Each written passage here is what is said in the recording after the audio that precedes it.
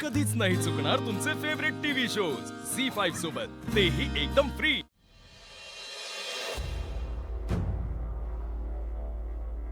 जावई बापू, तुम्ही न्यायदान केलं म्हणे। वय तुमच्याच आशीर्वादानं डॅडी, नाहीतर तुमची जागा घेणं माझ्या मनात पण कधी येणार नाही होत। ऐर्या गैर्यांना तू खैर्याचं काम नाही ना, ते तुम्ही केलं।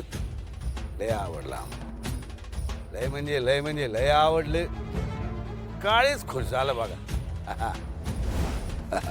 डॅडी अहो, तुमचा डोक्यावर हात आहे म्हणून हे सगळं शक्य झालं, नाहीतर मला जमतंय।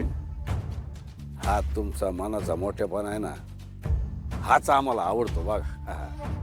अरे हो, तुमच्या वाड्याबद्दल सांगायचं होतं।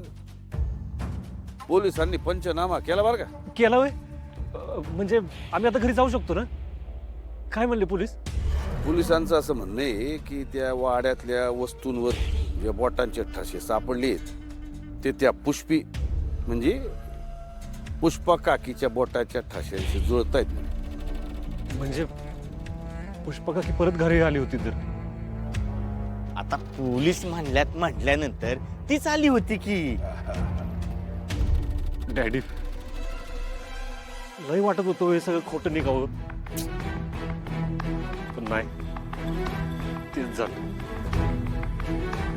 डॅडी अहो, काय पाहिजे ते मागितलं असतं तर दिलं असतं की हो मी, पण माझ्याच माणसाने माझ्यावर विश्वासघात करावा असं का होतं?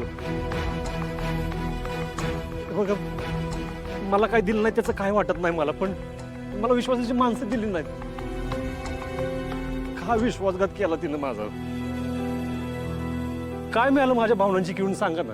आता तिला काय मिळालं तिचं तिला माहित। जावई बापू, तुम्ही जीवाला तारास करून घेऊ नका। मला सांगा, जीवाला तारास करून काय मिळणार आहे का? हा, कसं कसं शांत होऊ मी? कसं आहे जावई बापू, आता ते पोलीस ते पुष्पा काकीचा तपास करतील नाही करतील, त्यांचं काम ते करतील बा। तुम्ही म्हणत असाल तर आम्ही ही फाईल कायमची बंद करू शकतो।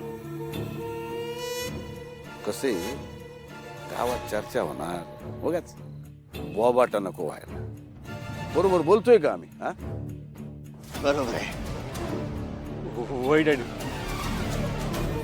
बरोबर बोलताय तुम्ही। करा, बंद करा, म्हणजे मी घरी जायला मोकळा होईल। झालं का? आता हे काय तुमचं घर नाही का? अहो नाही, असं का बोलताय डॅडी? अहो, तुम्ही म्हणला म्हणून मी 4 दिवस राहिलो की, आता जातो ना डॅडी। 5वा दिवस राहिले तर का आबाळ कोसळत का? अजून 1 दिवस थांबा। झी5 ॲप डाउनलोड करा आणि पहा सर्व एपिसोड्स एकदम फ्री।